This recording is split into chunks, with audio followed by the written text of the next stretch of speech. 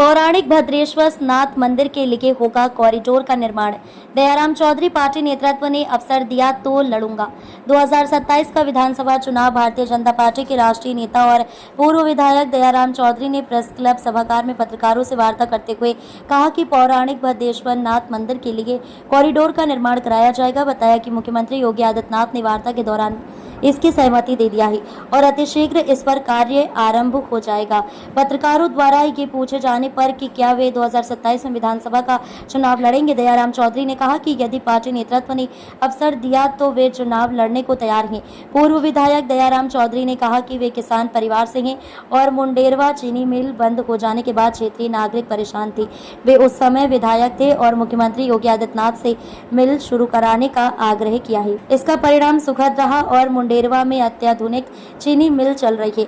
इससे गन्ना किसानों के दिन बहुर गए, हजारों लोगों को मिल में नौकरियां मिली और मुंडेरवा कस्बे की चहल पहल लौट आई। बड़ी सौगात का आपको आश्वासन मिला है, क्या कुछ है और किस तरीके से उसका? देखिए, माननीय मुख्यमंत्री जी से मैं पहुँच गया था और जो मैं इसके पहले भी कई बार कह चुका था, उस बात को फिर परफॉर्म करके मैंने दोहराया कि माननीय मुख्यमंत्री जी बस्ती सदर विधानसभा में एक भद्रेश्वर नाथ धाम है जहाँ भगवान शिव का मूर्ति स्थापित है और उसकी मान्यता पूरे समाज में, पूरे जनपद में बहुत अच्छी है, जिसके बारे में पिछली बार भी कई बार कह चुका हूँ। और हम चाहते हैं उसको एक कॉरिडोर के माध्यम से उसको विकसित कर दिया जाए, पर्यटन स्थल के तरीके से उसको विकसित किया जाए। उन्होंने उस पर सैद्धांतिक सहमति दे दी और अब अगला जो कार्यक्रम होगा उसमें जो आर्किटेक्ट आएंगे, उसका नजरी नक्शा बनेगा, कितना बृहद रूप होगा, कौन कौन सी चीज़ें बनेंगी, वो डिटेल में आपको दोबारा प्रेस करने के बाद मैं खुद दे दूंगा।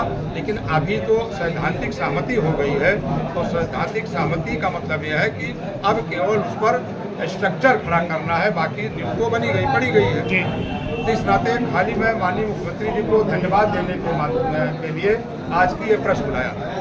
माननीय यशस्वी मुख्यमंत्री उत्तर प्रदेश को मैं अपने तरफ से, बस्ती जनपद के तरफ से, आप सभी लोगों की तरफ से धन्यवाद देता हूँ, उनका आभार प्रकट करता हूँ, उनको बधाई देता हूँ कि जो हमारे छोटे से अनुरोध पर, छोटे से निवेदन पर उन्होंने भद्रेश्वर नाथ धाम को कॉरिडोर के रूप में विकसित करने का उन्होंने सैद्धांतिक सहमति दिया है।